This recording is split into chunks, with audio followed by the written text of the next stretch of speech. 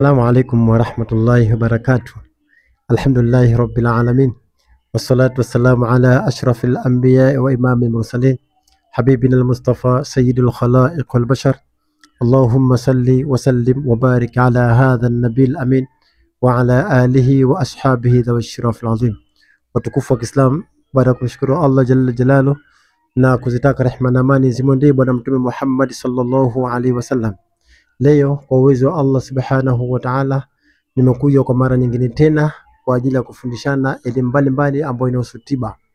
Mtume Muhammad sallallahu alaihi wasallam yeye mwenyewe ametupa ruhusa kwa mafanyeni tiba, lakini tiba isiwe ni ya shirki, iwe tiba ambayo inaendana na kitabu yani Qur'an na sunna za bwana mtume Muhammad sallallahu alaihi wasallam. Kwa na mimi haya yote ninayoeleza nayatoa kwenye vitabu kwa lugha ya Kiarabu, mimi na tafsiri katika lugha ya Kiswahili. Nimekutajeni vitabu katika episode ya mwanzo ili watu wapate kununua, na kuna madawa mengi sana katika, lakini ni kwa lugha ya Kiarabu. Sasa mimi leo na tafsiri katika lugha ya Kiswahili, ndio maana nimeamua nikuleteni nyinyi hapo ili mpate kufahamu na mpate kuelewa. Kwa inshallah khairi, katika kupekua leo nimeamua nitoe tiba sawa ya kuondosha sihiri katika makazi yako. Yani leo nataka nizungumzie maajabu ya mti wa mboga, mche. Maajabu ya mchicha, sio mboga, mchicha. Watu wengi sana mchicha wanaudharau na wanaoona kitu cha kawaida kama chakula cha kawaida. Ni mchicha, sio mboga, mchicha. Mchicha una maajabu makubwa sana. Ikiwa kuna sehemu kumefukiwa uchawi au kuna kitu kimefukiwa cha sihiri, au ukimwona mtu kafukia kitu katika nyumba yako, basi inshallah utumie mti huu wa mchicha kuondosha sihiri ile, utumie mti wa mchicha kuondosha uchawi ule, utumie mti wa mchicha kuondosha kile kitu ambacho kimefukiwa katika sehemu ile. Uchawi wowote ambao umefukiwa au umewekwa katika nyumba yako, kwa kutumia mchicha, basi uchawi wote unaubatilisha na unauondosha.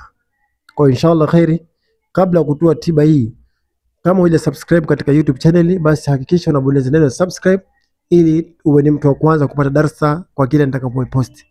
Mti wa mchicha unabatilisha sihiri, unabatilisha uchawi katika sehemu nyingi sana. Kwa inshallah na wewe utumie mti huu katika kuondosha uchawi, iwe katika nyumba yako, iwe katika biashara yako, iwe katika gari yako, iwe katika ofisi yako, iwe sehemu yoyote. Uchawi unatoka kwa kupitia mti wa mchicha. Utaufanyaje? Tayeb. Chukua majani ya mchicha, kisha chukua zile mbegu za mchicha, zipururue zile mbegu za mchicha mbichi, na yale majani ya mchicha yachukue yote pamoja, kisha tia katika sufuria, tia na maji, chemsha kwa pamoja. Narudia tena, chukua majani ya mchicha, chukua na mbegu zile za mchicha, zipururue zile mbegu mbichi, kisha changanya kwa pamoja, mix katika sufuria na maji, chemsha kwa pamoja. Tuko pamoja? Ukishachemsha ile dawa, maji ile yakishachemka, ile dawa inakuwa mfano rangi ya kijani kwa mbali kabisa. Kisha dawa ile pale unaichuja kama vile chai. Ina maana yale mabaki yanabaki juu, ile dawa ile maji ndio yanachujwa kama chai. Sasa yale maji ambayo unachuja kama chai, nenda kamwagilie ile sehemu ambayo umehisi kwamba hapa kuna kitu kimefukiwa cha kichawi. Mwagilia pale. Sawa? Au kama umemwona mtu kafukia kitu katika nyumba yako na hujui kafukia nini, pengine ni sihiri, ni hasad, ni uchawi kafukia, basi ukimwagilizia tu ile sehemu penye uchawi, basi uchawi wote unaondoka na uchawi wote unabatilika. Na kwa uwezo wa Allah subhanahu wa ta'ala, ile majani haya na dawa hii huisomei sura yoyote. Wewe fanya hivyo tu, mwagilizia. Kama ni kwenye biashara yako, kama ni katika nyumba yako kumefukiwa uchawi, sihiri, basi mwagilizia pale majani yale na maji yale na mbegu zile za mchicha. Kwa uwezo wa Allah itatoka sihiri hiyo na uchawi huo utaondoka. Haya ndio maajabu makubwa ambayo yanapatikana katika mche wa mchicha.